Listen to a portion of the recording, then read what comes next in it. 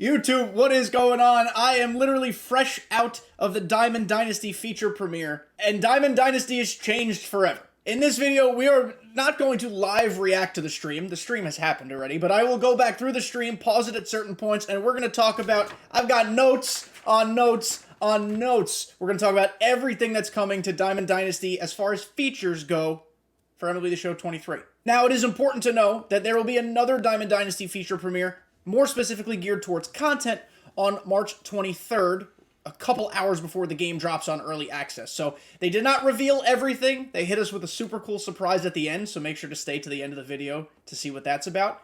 But there is more to come on the Diamond Dynasty front. I promise, Ramon promised, SDS promised. Alright, let's go talk about Diamond Dynasty. Boys and girls, before we really get into today's video, I just want to let you all know that I am running a giveaway over on Twitter for a free digital deluxe edition of MLB The Show 23.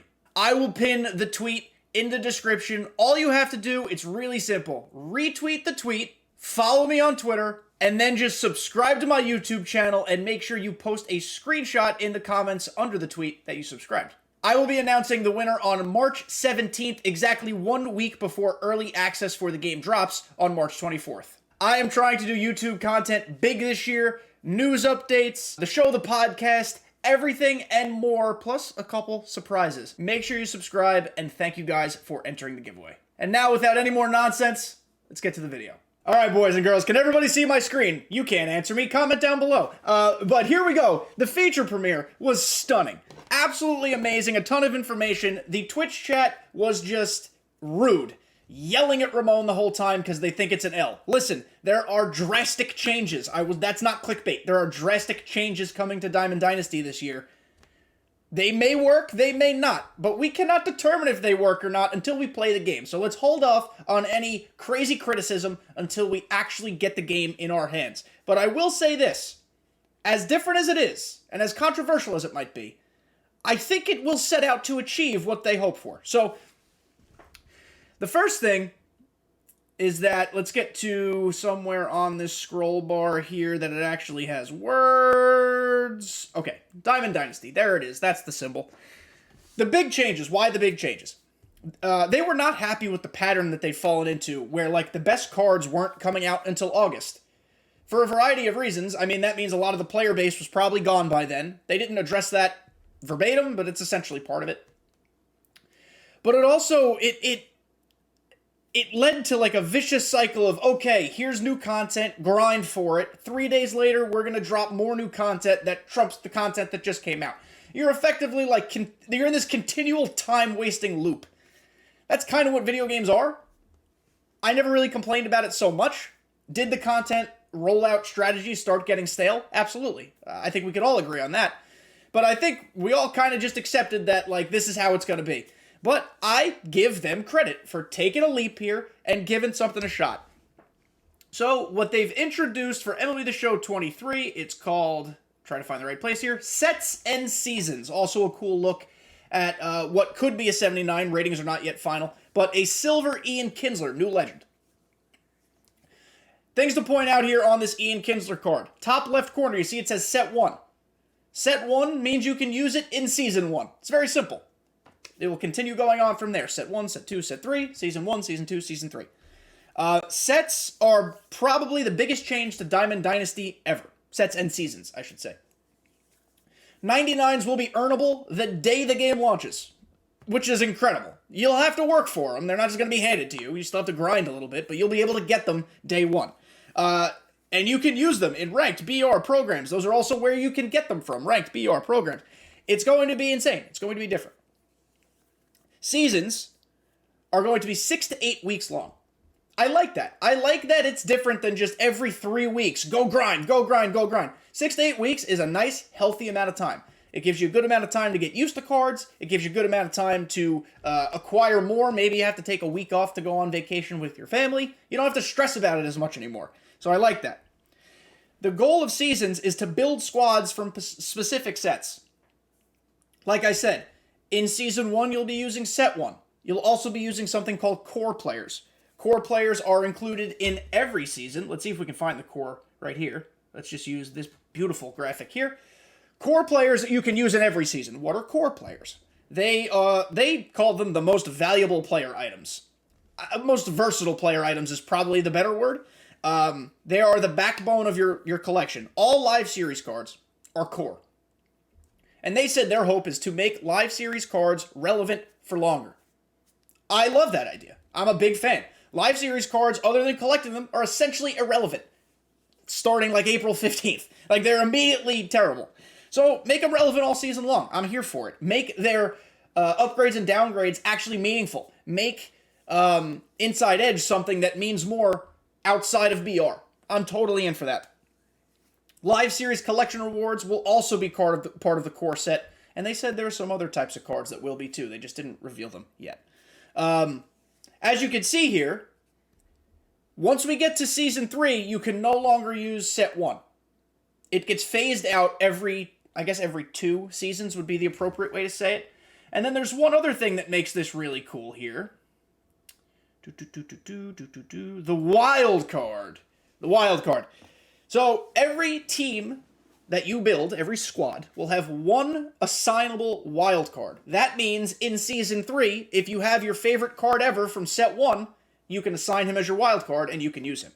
I love this. I think it makes you be flexible in team building. And I think that's something we all want. Yes, we all love our God Squads. Yes, Retro Finest George Brett has been on my team since he came out.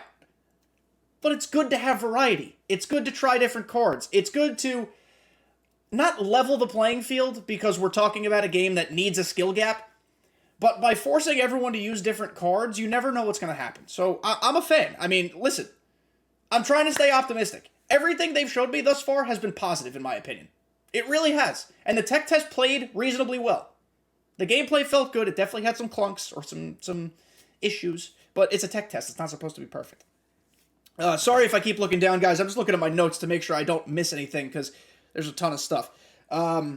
Very important couple notes that they added here.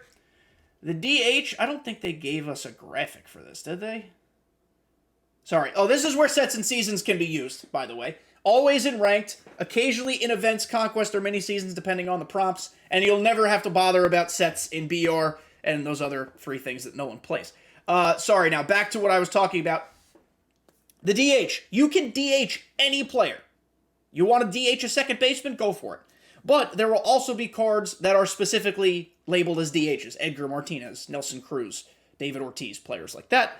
Another little tweak that they wanted to make sure that was reiterated for the 100th time is that two-way players actually work this year. They've said it before. I'll wait in the see mode on that one. Then they spent a lot of time. Where is it? A lot of time. There's the DH, of course. They show it there. There's the two-way. Show it there. Captains. A lot to talk about captains. Now, captains is something that I am lukewarm on. I'm not sold yet. I'm not 100% against it yet. I'm kind of like ready to feel it out. They gave me some hope for a couple reasons. Number one, it doesn't look like any of these things are going to end up being super crazy meta. Things will change as the game goes on, of course, but it looks like all these captain boosts are pretty reasonable. Because it actually looks not difficult, but there are a lot of requirements to hit to get the top tier boost. So it's going to be hard to make teams that way.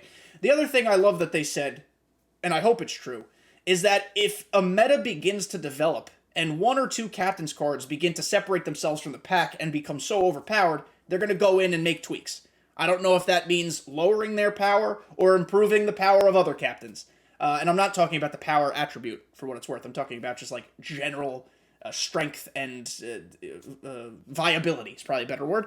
But I hope they listen, because it would be great if metas did not develop. We have enough metas in MLB The Show. We don't need more. But the Captain card series, this will fundamentally change squad building if you choose to use it. You do not have to use a Captain. You don't have to be pigeonholed into using one. You can just completely disregard it and carry on from there. I think it would behoove, good SAT word, all of us, it would behoove all of us to give it a shot, give it some research, just to make sure we're not missing out on anything. Because there may be maybe ways to make our teams better that we don't realize. So we have to pay attention to team building this time around. With captains comes the new captain card series, which I think we all kind of assumed when they showed us that teaser maybe a week ago with the Aaron Judge card. Every captain card, will have a unique captain ability, and it adds value to your cards that might not otherwise have any value. So again, propping up potentially live series cards or gold cards or things like that. You can choose to not have a captain, that's like I said here. And every team, every squad that you build can have 2 captains, a pitching captain and a hitting captain. On release day, every team in the game, all Major League teams, will have at least 1 captain available for you to use. Or earn, I guess. And what I'm super stoked about, I think this makes it better. I think this makes it more viable. There will be card series captains or like certain instance captains. For example, down the line there may be a milestone series captain. They showed an example of Willie Mays, who was back in the game, even though people thought he was gone because he wasn't in the tech test. A 50s and 60s captain boost for the 1950s and 1960s. That's cool. That's the type of flexibility and interesting squad building I want to see. So I'm down for that. I'm here. There are restrictions to captains, not really for pitchers. The pitching captain just has to be on your squad. The hitting captain has to be in your starting lineup. And you're not allowed to take him out for the first 6 innings of a game. Not even take him out, lose the boost. You cannot take him out. It will not let you take the captain out of the lineup. I don't know if I love that, but 6 innings, you're not really making your change in the first 6 innings most of the time. In the 7th, 8th, and 9th innings, at least the way I understood it, you can take that player out and your boost will remain active. Good to know. Captain's boost will be visible in your opponent lineup screen. When you load into a game, it'll show you what boosts they're using, and it'll also show which cards are boosted with a little arrow in the top left corner of each card. I love that. Then we went on to... I just realized I didn't really show you anything while I could be showing you. Here you go, that's what captain's cards look like. Sorry, I got so much to talk about, I'm forgetting. These boosts are not yet final. They could change some things up. I actually kind of like the way the captain cards looks. It's just very simple. We don't need overly dramatic graphics for everything. And I love their art team. SDS art team is great, but I like the simplistic stuff on occasion. Any other graphics they showed us here? That's just a purple blot. Looks like Barney the dinosaur vomited. They made a haha funny joke like, oh, you could have a Red Sox hitting captain and a Yankees pitching captain. Ha ha ha ha ha. How funny. But that's really that. What type of captain's cards will be available at launch? 1 for every team. As we talked about, here's the lineup screen where you'll see in the top right corner, it'll show you what boost is available. And then let's look at Matt Vierling here, the 3rd hitter for the Tigers. He's got a little arrow in that top left corner right under the word core. So that's how it'll tell you. We're going to talk about Mini Seasons 2.0, a mode all of us can't wait to forget about and not touch.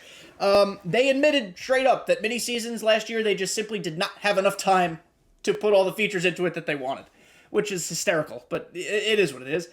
They did a huge overhaul to now include stat tracking and rewards over the course of a season. It's kind of cool. Reminds me more of like a franchise type of mode without all of the ins and outs. There will be away stadiums for your opponents, those custom teams. So if you're playing the KREW Cats, they'll have a stadium in Cairo with like pyramids in the background. That's kind of cool. There's a new UI, a user interface, which looks really, really nice.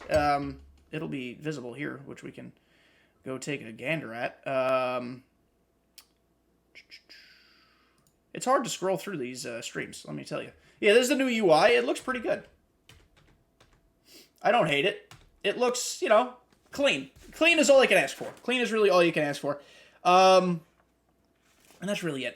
Mini Seasons, of course, is not going to be a mode for everybody. It does sound like rewards are going to be more of a thing in Mini Seasons. And sometimes you'll be able to use certain sets in Mini Seasons that restrict things. You can also do something what's called theme seasons, where you can make these things up yourself. You can make sure every team, including yours, has all lefties, all righties. You could just spice it up if you'd like to. And listen, I'm all for having options. Recap, we did that. Ranked co-op. Ranked co-op, they gave us good information. This is the information I like to hear. You can use captains in ranked co-op, sure, don't care. From now on, ranked seasons will be called solo ranked, because we have ranked co-op and solo ranked. The reward path in ranked co-op is an entirely separate entity to solo ranked. However, the rewards are the same. That's a huge win in my opinion. We talked about this not too long ago. It might have been in my last podcast. Having the rewards be different would have been a nightmare for people who already struggle to do all the content that exists in the game. But now, when a new ranked season comes out for solo ranked, new reward path as well in co-op. They feed it, but this is what happens when I read notes. I get all fucking confused. They all funnel into the same ranked program. That doesn't mean to make World Series. That means the innings played program. So technically, you could earn the World Series rewards 3 times. That's kind of cool. That's kind of neat. I don't mind that. My favorite thing that they announced in ranked co-op is twofold. If you're playing a 3v3 and one person quits from one team, it will continue as a 3v2. No longer a quit. But people who do quit now get stackable cooldowns in ranked co-op. And they can add up to a week, which is stunningly awesome. I hope that that's in solo ranked. They did not specify. And if they did, please correct me in the comments. I don't think they did. But stackable cooldowns that get up to a week, that's crazy. I don't know how many quits in a row it'll take you to get to a week. They did say that it starts very small in the beginning, like a couple minutes. But man, imagine getting up to a week. That's insane. Here's your ranked co-op. Just looks the same as solo ranked. Three rewards, solo, ranked co-op, and ranked program, just like I said.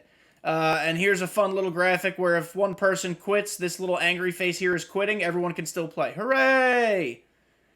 Cooldown penalty. This made me so happy. It made a lot of people happy.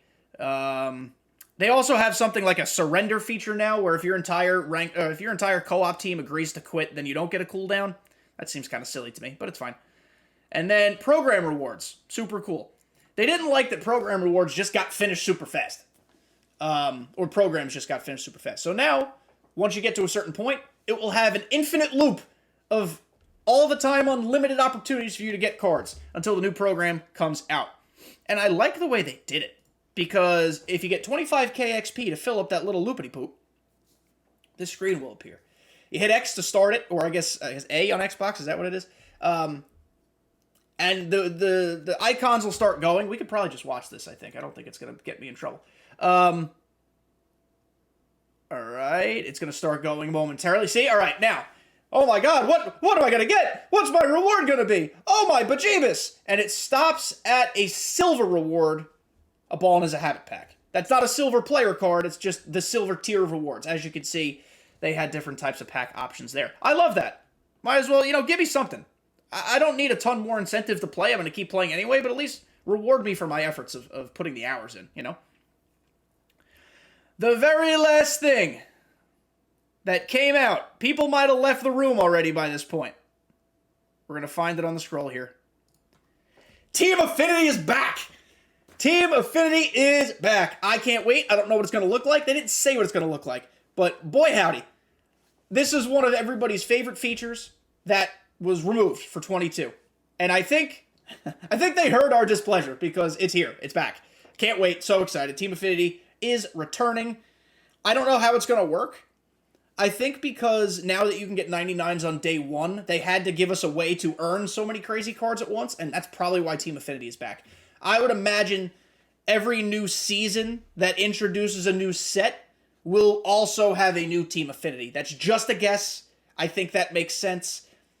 If you look at as every season is 6 to 8 weeks, that probably means we're getting 6, 8 seasons over the course of the game's life cycle. Right? Somewhere in that ballpark. So I could see 6 to 8 Team Affinities, absolutely. Especially with new card types coming out, like the Captain Series, plus whatever else comes out. So, guys, make sure you are pre-ordering the game. If you have not done so yet, make sure you enter the giveaway that I teased at the top of the video. I will have the link, obviously, in the description. And stay tuned to this channel, kdjTV, for all MLB The Show news, opinions, podcasts, content, and surprises to come. Surprises to come, I promise. It's going to be a crazy season for content for MLB The Show 23. Thank you guys for listening. If you didn't get to the feature premiere, I hope this helped you on what you might have missed out. That's always my goal. And let me know what you think in the comment section. All right? Talk to you soon.